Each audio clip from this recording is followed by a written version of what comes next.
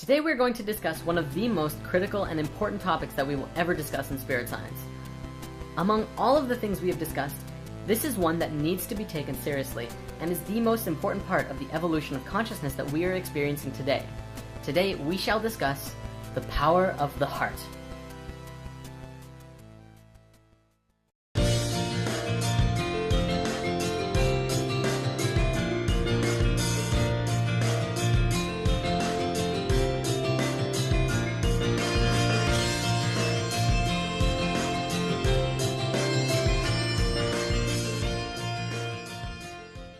Let's just dive right into this. What does the heart have to do with anything? Well, it's pretty much everything.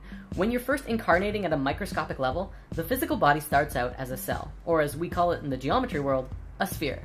Then, you begin to multiply inwards to understand how your own spherical geometry works. Once your sphereness understands itself inwards, it can begin to expand outwards. You soon become a four-celled organism in the form of a tetrahedron. Soon after that, you become a star tetrahedron, which is the egg of life form we discussed in lesson 6. From this diagram, it probably looks more like a cube, but if you rotate it, you begin to see the star tetrahedron form.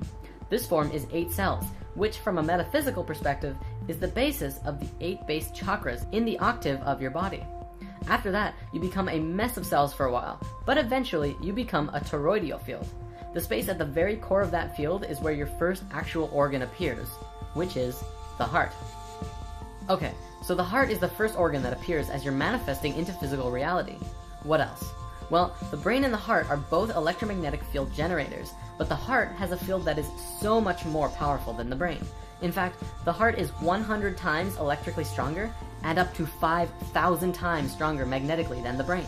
This is important because those two fields are the fields that make up the reality we exist within: electrical and magnetic, electromagnetic fields. We're going to look at the work now of the Institute of HeartMath, which is an organization with over 19 years of research and study on the psychophysiology of stress, emotions, and the interactions between the heart and the brain. The information they have discovered and compiled is revolutionary. On the technical side, the Institute puts a lot of focus into understanding the spaces between the heartbeat, which is called the heart rate variability, or HRV for short. It used to be assumed in science that the heart at rest beat like a metronome, faithfully beating out a steady rhythm. Moment-to-moment variations of the heartbeat are generally overlooked when your heart rate is being measured by a doctor, who will take your pulse and tell you that your heart is beating at, say, 70 beats per minute. Through the use of a technology called electrocardiogram and EM wave scanners, scientists were able to measure every heartbeat in real time and learned that a healthy heart, even under resting conditions, were actually quite irregular. In a simplified sense, your heart does not beat like clockwork as it was once assumed, but even healthy hearts tend to beat quite irregularly. Why is this important? By understanding how your heart is beating, we begin to have a clearer picture of our adaptability to the environmental and situational demands that we find ourselves in. If your boss at work tells you to do some extra work, your heart will paint a clear picture of how you're reacting. If you're totally cool with it, the heart will maintain the same general flow that it was already going at. If this new information causes you to feel stress, that will be demonstrated by the heartbeat fluctuating into an intense chaotic mess, or somewhere in the middle. Now, these fluctuations in how your heart beats come from a variety of sources and demonstrate our physiological resilience and behavioral flexibility to our experiences. Research done at the Institute of HeartMath has shown that one of the most powerful factors in affecting our heart's changing rhythm is our feelings and emotions. When our varying heart rate is plotted over time, the overall shape of the waveform is called our heart rhythm pattern. HeartMath has demonstrated that the emotions we experience directly affect our heart rhythm pattern, and this in turn shows us how our body is functioning. In general, emotions like stress, anger, frustration, and anxiety cause the heart rhythm pattern to become very chaotic, like so. This waveform looks like a series of uneven, jagged peaks. Physiologically, this shows us that the heart is not in harmony with itself.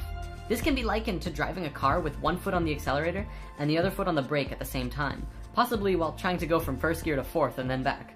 This creates an incredibly jerky ride, burns more gasoline, and isn't great for the car altogether. Likewise, when your heart is functioning from a place of stress and anxiety, it causes our bodies to operate insufficiently, deplete our energies, and produce extra wear and tear on the whole system. This is especially true if stress and negative emotions are prolonged or experienced often.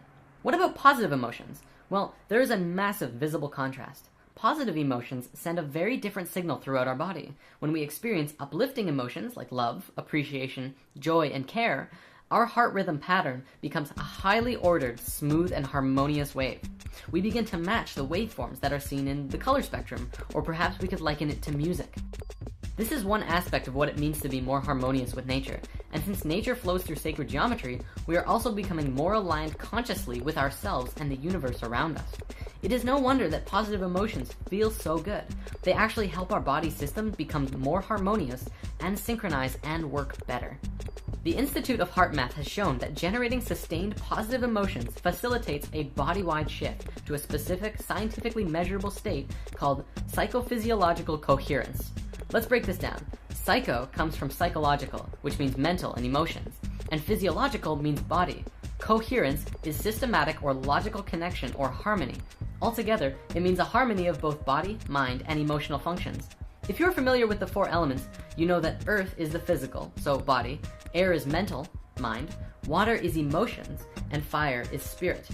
HeartMath has scientifically shown now that positive and healthy emotions bring 3 of those elements into coherence, and although they don't look at the spiritual aspect, I don't doubt that the fire element also comes into harmony.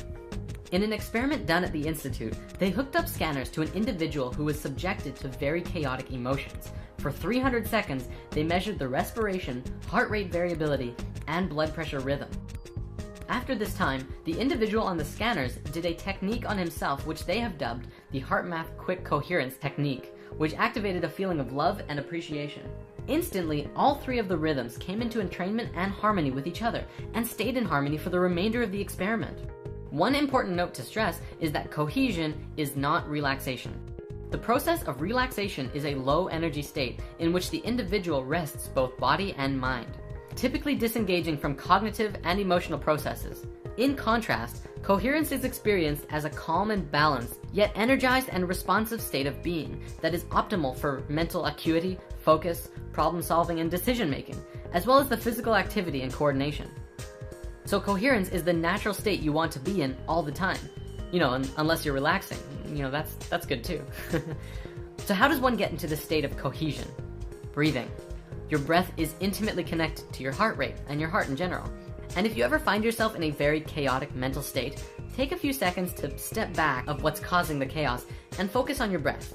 Take long and deep breaths. The Institute of Heart Math doesn't put too much focus into particular breathing techniques, but they put an emphasis on using your breath as well as positive and loving emotions to bring you back into a state of cohesion. They say that it's not super necessary to put focus on your breath all the time, but it is very helpful to bring yourself out of chaos and back into alignment. From a spiritual perspective, and if you're working towards that, breath is very important. However, breath is another huge topic, and I personally recommend focusing on your breath during meditations.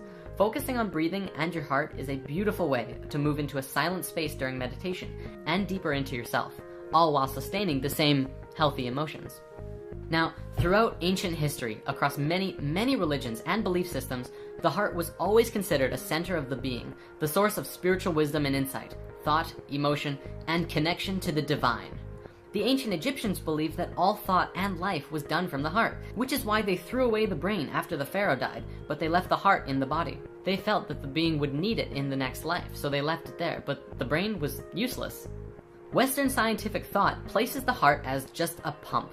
However, in the last several decades, science has begun to go full circle in realizing and understanding what these ancient civilizations knew and taught. In the field of neurocardiology, scientists have discovered that the heart possesses its own intrinsic nervous system, a network of brain cells with over 40,000 neurons. This gives the heart the ability to independently sense and process information, and make decisions, even demonstrate a type of learning and memory. In a simplified sense, you can think with your heart. The heart is truly an intelligent system. The heart also has found to be a hormone gland, manufacturing and secreting numerous hormones and neurotransmitters that profoundly affect the brain and body function. Among these hormones is one called oxytocin, well known as the love or bonding hormone, bringing things together. Science is also beginning to understand that the electromagnetic field around the heart has a powerful effect on not just the human body, but others around you as well. Research has also shown that the heart is the key component of the emotional system. Science now understands that the heart not only responds to emotions, but the signals it sends out dramatically affects the quality of the emotional experience from moment to moment, and also that our heart plays a key role in accessing our intuition. In school, we've been taught that the heart is constantly responding to orders sent from the brain. But what's less commonly talked about is that the brain receives even more orders from the heart. We've been doing it backwards. Moreover, these signals have a significant effect on brain function, influencing emotional processes as well as higher cognitive faculties such as attention, perception, memory, and problem solving. Guide yourself from your heart, not from your brain. When you allow your negative emotions to get to you, you disconnect from your ability to think clearly, remember things, learn lessons, reason, and make effective decisions, which explains why often we act impulsively and unwisely under stress. The heart's signal has a profound effect on the brain during positive and negative emotions. Live in your heart, for the heart is the center of unity consciousness, where the brain is the center of duality consciousness. You can see that right in how they're made. The brain has the two hemispheres. The heart is a place of unity. Since we fell in consciousness, we moved from heart consciousness and into our brains, and all decisions were made from the brain. In doing so, we became polarized and lost our connections to the universal consciousness called unity. This shift in consciousness we are experiencing now is a movement from the brain and back into the heart, where we will once again know and understand the universe and unconditional love for everyone and all things, regardless of who they are or what damage they've done to themselves or others. And this is why the heart is so important right now. Live in your heart. It is the gateway to the divine. Purposeful moons in Capricorn, soaring in cold, our hearts adore. Just how much more can we endure? Wondering what our lives are for. Where will you go? What are your plans? When facing hardships, will you stand? Civilization, social orders, bound